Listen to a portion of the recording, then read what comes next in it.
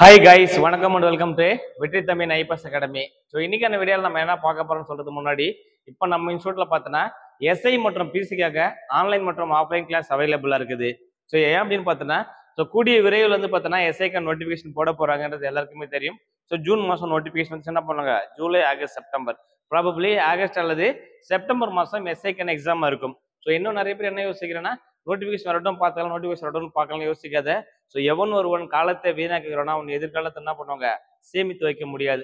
நாளைக்கு நம்ம என்ன பண்ண போறோன்றதை இன்னைக்கே பிளான் பண்ணா மட்டும்தான் ஸோ நாளைக்கான அச்சீவ்மெண்ட்டை சக்ஸஸ் பண்ண முடியும். சரியா? நாளைக்கு நீங்க எஸ்ஐஐ தோல் வந்து பார்த்தீங்கன்னா டபுள் சார் வாங்கணும் அப்படின்னு நினைச்சீங்கன்னா ஸோ இன்னைக்கே நேரத்தை யூட்டிலைஸ் பண்ணிக்கோங்க. ஸோ இப்போ நம்ம இன்ஸ்டியூட்ல பார்த்தோன்னா எஸ்ஐ மற்றும் பிசிக்கான கிளாஸ் வந்து போயிட்டு இருக்குது. ஸோ ஆன்லைனும் சரி ஆஃப்லைனும் சரியா. இது மட்டும் இல்லாமல் டெஸ்ட் பேச்சஸுமே அவைலபிளா இருக்குது. சரியா? பிசிக்கான டெஸ்ட் பேட்ச் பார்த்தீங்கன்னா ஜஸ்ட் 399 ரூபாய் மட்டுமே. எஸ்ஐக்கான டெஸ்ட் பேட்ச் பார்த்தீங்கன்னா ஜஸ்ட் 500 ரூபாய் மட்டுமே. சரியா? தமிழ்நாட்டிலே குறைந்த அளவு பார்த்தீங்கன்னா டெஸ்ட் பேட்ச் மற்றும் ஆன்லைன் கிளாஸ் ஆஃப்லைன் கிளாஸ் இருந்தாக்கா ஸோ இங்கேயே வந்து பார்த்தீங்கன்னா ஒரே கேம்பஸ்குள்ள உங்களுக்கு வந்து பார்த்தீங்கன்னா ஸ்மால் போர்ட் கிளாஸ் இருக்கும். ஸோ கிரவுண்ட் ஃபெசிலிட்டி இருக்குது, ஃபுட் ஃபெசிலிட்டி இருக்குது, ஃப்ரீ ஹாஸ்டல் ஃபெசிலிட்டி, புக்ஸுமே கொடுத்துட்றாங்க, டெய்லி டெஸ்ட் இருக்கும், வீக்லி வந்து பார்த்தீங்கன்னா ரிவிஷன் டெஸ்ட் ஃபுல் டெஸ்ட் சொல்லிட்டு ஒரு சூப்பராக இருக்கும். ஸோ ஒன்ஸ் நீங்கள் ரீச் பண்ணிட்டு இந்த பட்சத்தில் கண்டிப்பாக நீங்கள் வந்து வெளியே போகும்போது ஒரு காவலர்களாக தான் நீங்கள் வந்து வெளியே போக வேண்டியதுல எந்த விதமான சந்தேகமும் கிடையாது. ஸோ நம்ம என்ன இன்ஸ்ட்ரக்ஷன் கொடுக்குறோமோ ஜஸ்ட் ஃபாலோ பண்ணுங்க. 100% உங்களை வந்து எங்களால் எஸ்ஐயாவோ ஒரு பிசியாவோ கண்டிப்பாக உங்களால் மாற்ற முடியும். சரியா? ஓகே, அதுக்கு நீங்கள் என்ன பண்ண போறீங்க அப்படின்னாக்கா ஸோ நீங்கள் வந்து பார்த்தீங்கன்னா கிளாஸ் வந்து ஜாயின் பண்ணுங்க. ஏன்னா நம்ம வீட்டில் இருந்து படிக்கலாம்னு யோசிப்போம். வீட்டில் இருக்கும்போது பார்த்தீங்கன்னா சில மைண்ட் செட் எல்லாமே மாறும். ஏன்னா ஒரு மனநிலை ரொம்ப ரொம்ப முக்கியமானது. அந்த மாதிரி படிக்கிற முடிவு பண்ணதுக்கு அப்புறமா எந்த இடத்துல படிக்கிறன்றதும் ரொம்ப ரொம்ப முக்கியமானது. சரியா? ஒரு பீஸ்ஃபுல்லான ஒரு என்விரான்மெண்ட் தேவை. ஸோ நமக்கு வந்து பார்த்தோன்னா இயற்கை சுற்றுச்சூழலோட எந்த ஒரு டிஸ்டர்பன்ஸும் இல்லாமல், நாய்ஸ் இல்லாமல், பொல்யூஷன் இல்லாமல் ஒரு இயற்கை அமைதியான ஒரு சுற்றுச்சூழல் தான் பார்த்தோன்னா நம்ம இன்ஸ்டியூட் இருக்கிற ஒரு லொக்கேஷன். ஸோ இது கண்டிப்பாக பார்த்தோன்னா படிக்கிறவங்களுக்கு பார்த்தோன்னா ஒரு நல்ல மனநிலையை கிரியேட் பண்ணும். சரியா? நம்ம வீட்டில் இருக்கும்போது ஏதாவது வேலை இருக்கும். ஸோ வேற எதனா ஃப்ரெண்ட்ஸ் கூப்பிடுவாங்க, இல்லை வீட்டில் சும்மா தான் எனக்கு இந்த வேலை செய்ய அந்த வேலை செய்யணும்னு சொல்லுவாங்க. ஒரு மைண்டு ஒரு ஃப்ளோவில் போயிட்டு இருக்கும், சடனாக பிரேக் போடும்போது என்ன ஆகிடும், ஸோ நமக்கு வந்து ஆட்டோமேட்டிக்காக டென்ஷன் ஆகிடும். அதுக்கப்புறமா அந்த படிக்கிற எண்ணங்களே வராமல் போயிடும். சரியா? இது எதுவுமே இல்லாமல் ஒரு கிளீனாக நான் படிக்கிறதுன்னு உட்காந்ததுக்கு அப்புறம் ஒரு 6 மாத காலம் எதுக்குன்னு அர்ப்பணிங்க. உங்களை இன்னைக்கு வந்து பார்த்தீங்கன்னா கஷ்டப்பட்டு அர்ப்பணிச்சுன்ற பட்சத்தில் ஸோ ஃபியூச்சர் உங்கள் லைஃப் ஃபுல்லாக ரொம்ப ஜாலியாக சந்தோஷமா இருக்கும். அதுக்கு இந்த 6 மாத காலத்தை நீங்கள் சரியாக பயன்படுத்திங்க. ஸோ எஸ்ஐ மற்றும் பிசிக்கான அட்மிஷன் வந்து போய்கிட்டு இருக்குது. ஸோ நீங்கள் வந்து தொடர்பு கொள்ள வேண்டிய தொலைபேசி வந்து பார்த்தீங்கன்னா டிஸ்கிரிப்ஷன் கொடுத்துருப்பாங்க. இந்த நம்பர் கால் பண்ணி உங்கள் அட்மிஷன் அந்த கேள்விகளை வந்து பார்த்தீங்கன்னா நீங்கள் வந்து கேட்டுக்கலாம். சரியா? ஸோ இப்போ வீடியோவில் நம்ம என்ன போயிட்டு இருக்குன்னு பார்த்தோன்னா எஸ்ஐ டபுள் ஸ்டார் அப்படின்னு சொல்லி டெஸ்ட் பேட்ச் போயிட்டு இருக்குது. அந்த டெஸ்ட் பேட்ச்ல கொஸ்டின் நம்பர் 11 14வது டெஸ்ட்ல ஸோ கொஸ்டின் நம்பர் 26லேருந்து 50 வரைக்கும் இன்னைக்கு நம்ம வந்து பார்க்க போகிறோம். சரியா? 25 கொஸ்டின் பார்க்கலாம். நீங்க எத்தனை கேள்விகளை சரியா போடுறீங்கன்றத மறக்காம கமெண்ட் பாக்ஸ்ல போஸ்ட் பண்ணி விடுங்க. ஸோ உங்களுக்கான கேள்விகளுமே இடம்பெறும். ஸோ அந்த கொஸ்டினுக்கான ஆன்சருமே கமெண்ட் பாக்ஸ்ல போஸ்ட் பண்ணி விடுங்க. சரியா? ஓகே, வாங்க வீடியோக்குள்ள போகலாம். கொஸ்டின் நம்பர் 1, உலகில் அதிக மக்கள் தொகை கொண்ட மாநகரம் எது? அதிக மக்கள் தொகை கொண்ட மாநகரம் அப்படின்னு கேட்டுக்கிறாங்க. ஸோ மிகப்பெரிய சிட்டி எது அப்படின்னு சொல்லும்போது ஸோ ஜப்பான்ல இருக்கிற டோக்கியோ. ஜப்பான்ல இருக்கிற டோக்கியோ இங்கதான் இருப்பாங்க. உலகிலேயே பார்த்தோன்னா அதிக அளவு மக்கள் தொகை கொண்ட அந்த மாநகரமா செயல்படுறது இந்தியாவில் காணப்படுகிற புது டெல்லி உலக அளவில் 2வது அதிக மக்கள் தொகை கொண்ட ஒரு மாநகரமாக காணப்படுகிறது. So second place Tokyo first place, second பிளேஸ்ல பார்த்தோன்னா இந்தியாவில் இருக்கிற புது டெல்லி. கொஸ்டின் நம்பர் 2, 2017ஆம் ஆண்டின் சர்வதேச புலம்பெயர்வில் இந்தியாவில் புலம்பெயர்ந்தோர் எண்ணிக்கை அப்படின்னு சொல்லும்போது ஆப்ஷன் சி 17 மில்லியன். இங்க 17 மில்லியன் கொடுத்திருப்பாங்க. சரியா? ஸோ கிட்டத்தட்ட பார்த்தோன்னா இந்தியாவில இருந்து உலக அளவிலே அதிக அளவு புலம்பெயர்ந்தோர் பட்டியல் வந்து பார்த்தோன்னா முதலிட வைக்கும் நாடு சொல்லும்போது இந்தியாவில இருந்து தான் உலக அளவுக்கு பார்த்தோன்னா அதிக அளவான மக்கள் வந்து நாடு விட்டு நாடு போறாங்க. ஒன்று சமூக பொருளாதார காரணத்துக்காக வெளியே போறாங்க. இன்னொன்று பார்த்தோன்னாக்கா ஸோ அவங்களோட ஒய்ஃப் வந்து பார்த்தோன்னா அச்சீவ்மெண்ட்காக போறாங்க, ஒன்று வேலை கிடைச்சி போறாங்க. ஏதோ ஒரு ரீசனால் என்ன பண்றாங்க, உலக அளவிலே அதிக அளவு புலம்பெயர்ந்தோர் பட்டியலில் இந்தியா நம்பர் 1 பிடிச்சாங்க. That especially America, Saudi, Iran, Iraq இந்த கட்டி என்ன பண்றாங்க, அதிகப்படியான மக்கள் வந்து போறாங்க. மலேசியா, சிங்கப்பூர்னு சொல்லிட்டு என்ன பண்றாங்க, நிறைய வந்து பார்த்தோன்னாக்கா அதிகப்படியான மக்கள் இந்தியாவில இருந்து வெளிவேறி பல்வேறுபட்ட உலகத்தில் காணப்படுற 194 நாடுகளுமே என்ன பண்றாங்க, இந்திய நபர்கள் வந்து பார்த்தோன்னா வசிக்கிறாங்க. ஓகே, அடுத்து கொஸ்டின் 28, உறைபனி மழை துளியின் விட்டம். இப்போ வந்து உறைபனி மழை துளி, இப்போ ஜென்ரலா மழை துளி அப்படின்னு எடுக்கும்போது மேல இருந்து பார்த்தோன்னாக்கா இங்க இருந்து ஆவி நல்ல தண்ணி இருக்குது. வெயில் அதிகமாச்சுன்னா பண்ணுது தண்ணி எல்லாமே ஆவி எவாபரேட் ஆகிட்டு மேலே போகுது. எவாபரேட் என்ன பண்ணுது, சூடான காத்தா மாறி மேலே போகுது. இந்த சூடான காத்துல குளிர்ச்சியான காற்று யூஸ் பண்ண பண்ணுது, அப்படியே மேகம் குளிர்ந்து மழையா பொழியுது. இது ஜென்ரல் கான்செப்ட். மழையில பார்த்தா நிறைய வகைகள் கொடுத்துருப்பாங்க. ஒன்று தூறல் அப்படின்னு போயிருப்பாங்க, சிறு தூறல்னு போயிருப்பாங்க, மழை, சாரல், பெருமழை, அதுக்கப்புறம் பார்த்தோன்னா ஆலங்கட்டி மழை, இந்த மாதிரி பனித்துளி மழைன்னு நிறைய கான்செப்ட் வைஸ் பண்ணுவாங்க. இது எல்லாமே தனித்தனியாக கிடையாது, எல்லாமே பார்த்தோன்னா ஒரே ப்ராசஸ் தான். ஸோ இங்கிருந்து ஆவியாதல், ஆவி சுருங்குதல், மழை பொழிதல், ஆவியாதல், ஆவி சுருங்குதல், மழை பொழிதல். இந்த சேம் கான்செப்ட்ல எப்படி சார் டிஃபரன்ஸ் பண்றது அப்படின்னு கொடுக்கும்போது அதோடைய அளவு, அதோடைய விட்டத்தை பொறுத்து, அதோடைய மைக்ரோ விட்டத்தை பொறுத்து என்ன பண்றாங்க, வகைப்படுத்துறாங்க. இப்போ நம்ம மார்கழி மாசம், தை மாசம் அந்த மாதிரி டைம்லாம் பார்த்துருப்போம். ஸோ என்ன பண்ணும், தூங்கி சொன்ன பார்த்தோன்னா ஃபுல்லா அப்படியே பனி மூட்டம், ஃபுல்லா பனி மூட்டமா இருக்கும். நம்ம ஆக்சுவலா அதுக்குள்ளதான் இருப்போம், நமக்கு தெரியாது. கொஞ்சம் தூரமா இருக்கும்போது பார்த்தோன்னா அது பனி தருமே தெரியும். ஏதோ சிறு சிறு சிறு நம்ம மேல வேது குளிர்ற மாதிரி ஒரு ஃபீல் கிரியேட் பண்ணும். இதெல்லாம் பார்த்தோன்னா பனிமழை, இதெல்லாமே பனித்துறல் மழை தான் போயிருப்பாங்க. அது மாதிரி உரை பனி மழை தொழில் விட்டம் அப்படின்னு கொடுக்கும்போது 0.5 மில்லிமீட்டரோட கம்மி அதிகமா இருக்கும். 0.5 மில்லிமீட்டரோட அதிகமா இருந்துச்சு அப்படின்னு அது வந்து உரை பனி மழை துளி அப்படின்னு போயிருப்பாங்க. சரியா? அடுத்த கொஸ்டின் பாருங்க, கொஸ்டின் 29. ஆஸ்திரேலியாவில் உள்ள மித வெப்ப மண்டல புல்வெளி. ஆஸ்திரேலியாவும் கேட்டவனா தான் வரும், டவுன்ஸ் புல்வெளி. ஆஸ்திரேலியாவே டவுன்ஸ் புல்வெளி தான் போயிருப்பாங்க. பிரேரி புல்வெளி அப்படின்னு சொல்லும்போது யுரேஷியா, ஆசியா நாடு தான் யுரேஷியா போயிருப்பாங்க. ஸோ ஸ்டெஃபி அப்படின்றது வட அமெரிக்கா, வட அமெரிக்காவில் காணப்படும் புல்வெளி ஸ்டெஃபின்னு போயிருப்பாங்க. இங்க வந்து பார்த்தோன்னா டவுன்ஸ் புல்வெளினா ஆஸ்திரேலியா காணப்படும் புல்வெளி. அடுத்த கொஸ்டின் நம்பர் 30. கல்கூர்லி சுரங்கம் அப்படின்னு கொடுக்கும்போது இது ரொம்ப ஃபேமஸ் எதுன்னு பார்த்தோன்னா தங்க சுரங்கம். இது வந்து தங்கம் என்ற கனிமத்திற்கு புகழ் பெற்றது அப்படின்னு போயிருப்பாங்க. இந்த கல்கூர்லி சுரங்கம் சார் இருப்பாங்க. இப்போ வந்து கல்கரி வழங்க நிலக்கரி உயர் ரகம் கொண்ட நிலக்கரி ஆந்திரா சைட் என்ன பண்றாங்க, ஃபாலோ பண்றாங்க. கொஸ்டின் 31. உலகிலேயே முதலாக காலநிலை வரைபடங்களை வெளியிட்டவர் யார் அப்படின்னு கேட்பாங்க. இப்போ காலநிலை வரைபடம் இருக்குல்ல, ஸோ எந்தெந்த இடத்துல என்னென்ன பயிர்கள் வந்து வளருது, எந்தெந்த சுச்சுவேஷன்ல மழை பெய்யுது, எந்த சீசன்ல குளிர் காயுது, எந்த சீசன்ல வெயில் அடிக்குது, எந்த சீசன்ல வசந்த காலம் சொல்லி போனாங்கல்ல, அந்த மேப்பா போட்டு வெளியிடுறது யார் அப்படின்னு சொல்லும்போது அல் பலாகி. இவர் தான் பார்த்தோன்னா உலகிலேயே முதலாக காலநிலை வரைபடங்களை வெளியிட்டார். இப்போ காலநிலைக்கும் வானிலைக்கும் என்ன வித்தியாசம் அப்படின்னு பார்த்தோன்னா ரெண்டுமே ஒரே மாதிரி சேர்ந்துதான், சின்ன வித்தியாசம். ஏன்னா இப்போ வானிலை அப்படின்னு சொல்லும்போது ஒரு நாளில் நிகழக்கூடிய மாற்றங்களின் தொகுப்பே, வானிலை மாற்றங்களின் தொகுப்பே வானிலை என்று அழைக்கப்படுகிறது. தட்பவெப்பம், குளிர்ச்சி, வெப்பநிலை, அதுக்கப்புறம் காற்று, காற்றின் திசை, எல்லாமே நான் இது உள்ளடக்கியதான் வானிலை அப்படின்னு போயிருப்பாங்க. இந்த காலநிலை இருக்குல்ல, அது என்னன்னு பார்த்தோன்னா இந்த 35 ஆண்டு கால 30 to 35 வருஷம். ஸோ இதோடைய தொடர்ச்சியான 30-35 வருஷ கால வானிலையின் சராசரி, வானிலையோட சராசரி தான் சொல்லியிருப்பாங்க காலநிலை என்று அழைக்கப்படுகிறது. இந்த காலநிலை பழைய வெளியிட்டு முதல்ல அல் பலாகி என்றவர் தான் முதல் வெளியிட்டிருப்பாரு.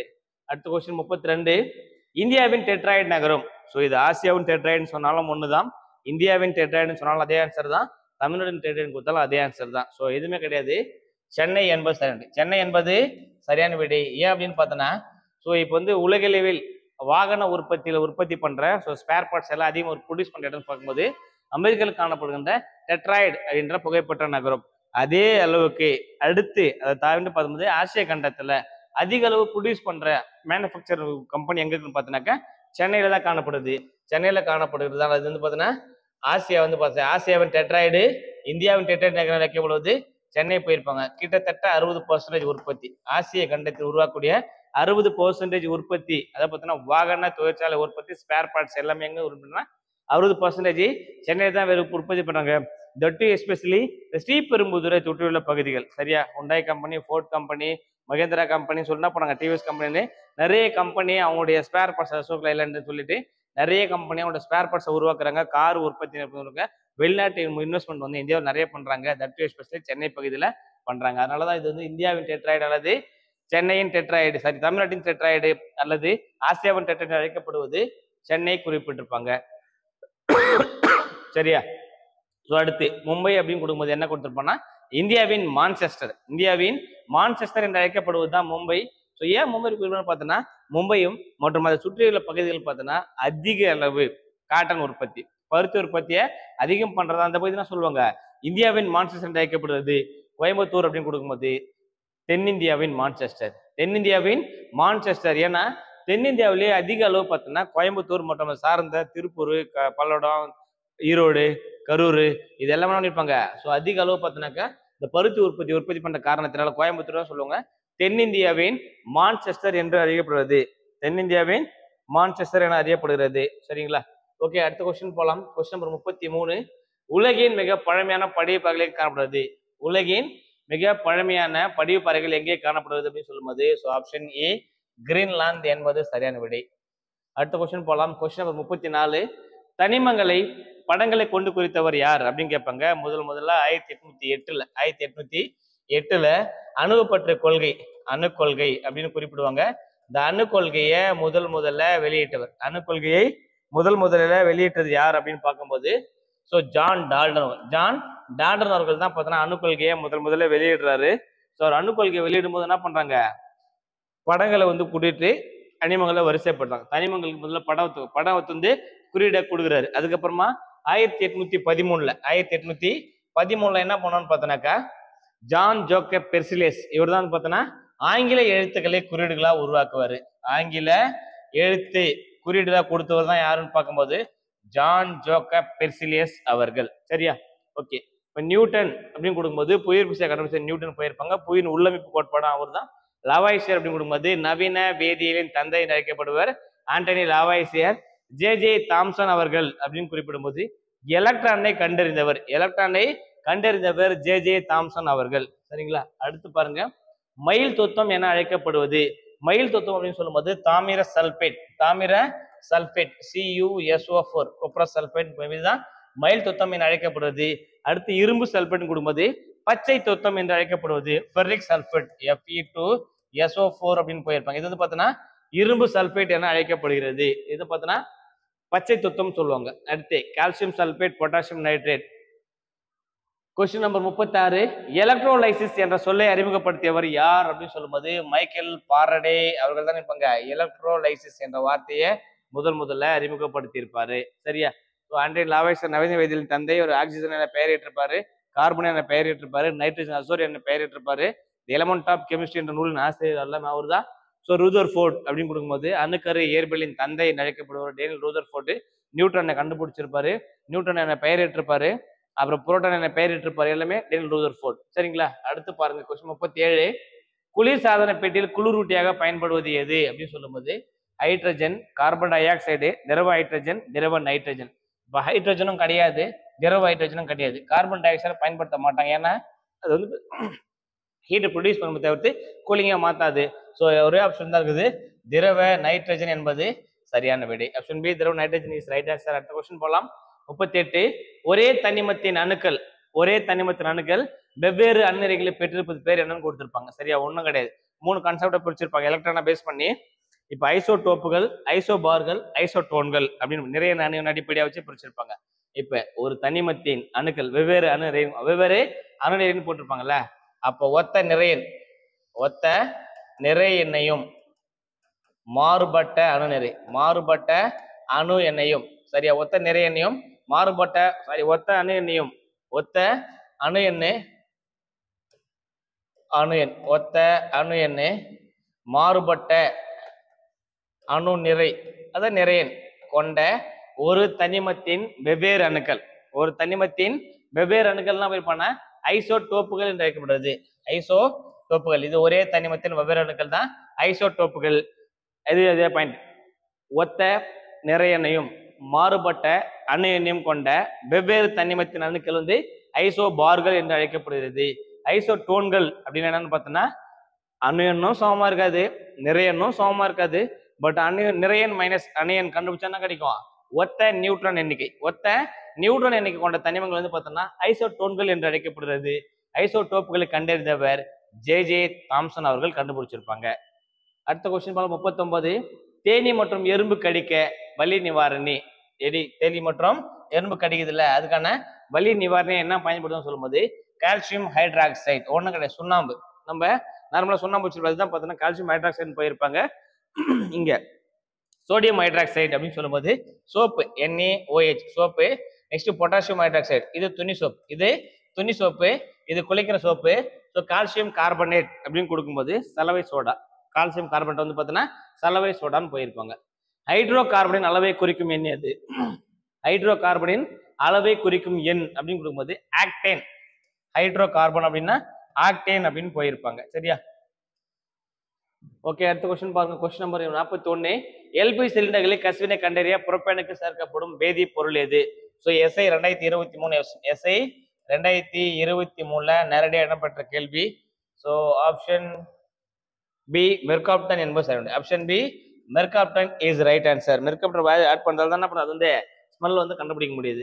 ஹைட்ரஜன் எளிதில் எரியும் காற்று என்று அழைத்தவர் யார் அப்படின்னு சொல்லும்போது ஹைட்ரஜனை எளிதில் எரியும் என்று காற்று அழைத்தவர் வந்து ஹென்ரி கேவெண்டிஷ். ஹைட்ரஜனை ஆய்வகத்தில் வச்சு கண்டுபிடிச்சார். ஹைட்ரஜனை கண்டுபிடிச்சிருப்பாரு. அதே சமயத்துல நீரை ஆய்வகத்தில் கண்டுபிடிச்சவரும் பார்த்தோன்னா ஹென்ரி கேவெண்டிஷ் அவர்கள் தான். கொஸ்டின் நம்பர் 43 குறைந்த அடர்த்தியை பெற்றுள்ள உலோகங்கள். குறைந்த அடர்த்தி குறைந்த நை சொன்னாக்கா சோடியம். இதான் பார்த்தீங்கன்னா குறைந்த அடர்த்தியை பெற்று காணப்படுகிறது. கொஸ்டின் நம்பர் 44 மின்சாரத்தை கடத்தும் உலோக பொருள்கள். Option A silicon is right answer. So இந்த கொஸ்டின் பார்த்தோன்னா எஸ்ஐ 2022 ஸோ போரான் கேட்டிருந்தாங்க. 23 போரான் தான் போயிருந்தாங்க. ஸோ இது வந்து பார்த்தீங்கன்னா பிசி 2022 பிசி 2022 இந்த கொஸ்டின் போயிருந்தாங்க. அடுத்த கொஸ்டின் பாருங்க. முட்டை அழுகும் போது வாயு உருவாதலால் துர்நாற்றம் வீசுகிறது. ஸோ இதுக்கு பேர் என்ன வாசம் பார்த்தீங்கன்னாக்கா ஹைட்ரஜன் சல்ஃபைடு H2S போயிருப்பாங்க. ஹைட்ரஜன் சல்ஃபைடு அப்படின்னு போயிருப்பாங்க. ஸோ இது வந்து பார்த்தீங்கன்னாக்கா எஸ்ஐ 2022 நேரடியாக இடம்பெற்ற கேள்வி. டைரக்டாவே இடம்பெற்றிருந்தது. அடுத்த கொஸ்டின் பாருங்க 46 கேத்தோடு கதிர்களை கண்டறிந்தவர் யார்? ஸோ இது பார்த்தோன்னா எஸ்ஐ 2023 எஸ்ஐ 2023 மேட்ச் த ஃபாலோவர்களை கேட்டிருந்தாங்க. கேத்தோடு கதிர்கள் பார்த்தீங்கன்னா குறுக்கதிர்கள் என்று ஒரு பெயர். ஸோ வில்லியம் குறுக்கு தான் இருப்பாங்க. அதை கண்டுபிடிச்சிருப்பாரு. ஸோ குறுக்கதிர்கள் என்று அழைக்கப்படுறது இது கேத்தோடு கதிர்கள். இப்போ ஆணோடு கதிர்கள் அப்படின்னு கொடுக்கும்போது ஆணோடு கதிர்களை கண்டறிந்தவர் யார் அப்படின்னு கொடுக்கும்போது ஸோ புரோட்டான் தான் நேர்மின் சுமை கொண்டது. ஜே தாம்சன் எலக்ட்ரானை கண்டறிந்தவர் அணுக்கருவின் தந்தை டேனியல் ரூதர்ஃபோர்டு.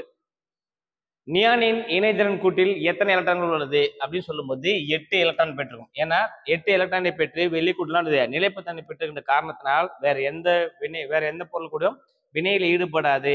அதனால இது என்ன கூடுவாங்க பொதுவாக பார்த்தோம்னா இதோட இணைதிறன் பார்த்தீங்கன்னாக்கா 0. மந்தர்கள் இணைதிறன் 0. ரீசன் பார்த்தோன்னா நிலைத்த எலக்ட்ரான் கட்டமைப்பு பெற்று காணப்படுகிறது. Option C is right answer. அடுத்த கொஸ்டின் போலாம். கொஸ்டின் நம்பர் 48 நீரில் உள்ள ஹைட்ரஜன் மற்றும் ஆக்சிஜன் விகிதம். நீர் அப்படின்னு சொல்லும்போது H2O. அப்ப 2 ஹைட்ரஜனு 1 ஆக்சிஜன். அப்போ 2:1 என்ற ரேஷியோல காணப்படும். 2:1 எங்கன்னு பார்த்தோம்னா option D is right answer. Option D என்பது சரியான விடை. அடுத்த கொஸ்டின் போலாம். கொஸ்டின் நம்பர் 49 காஸ்டிக் சோடா என்று அழைக்கப்படுவது எது அப்படின்னு கேட்கிறாங்க. சரியா? சோடியம் ஹைட்ராக்சைடு தானே சொல்லுவாங்க. காஸ்டிக் சோடா என்று அழைக்கப்படுகிறது. ஸோ பொட்டாசியம் ஹைட்ராக்சைடு சொல்லும்போது இது காஸ்டிக் பொட்டாஷ் அப்படின்னு சொல்லுவாங்க. சரியா? அடுத்து சோடியம் பை கார்பனேட் அப்படின்னு சொல்லும்போது இது வந்து பார்த்தோன்னா சமையல் சோடா அப்படின்னு அழைப்பாங்க. சரியா? ஸோ சமையல் சோடா அல்லது எரி சோடா, பேக்கிங் சோடா, இது பேக்கிங் சோடா அப்படின்னு அழைப்பாங்க. ஸோ இது பார்த்தோன்னா சோடியம் கார்பனேட் சொல்லும்போது இது வந்து சலவை சோடா.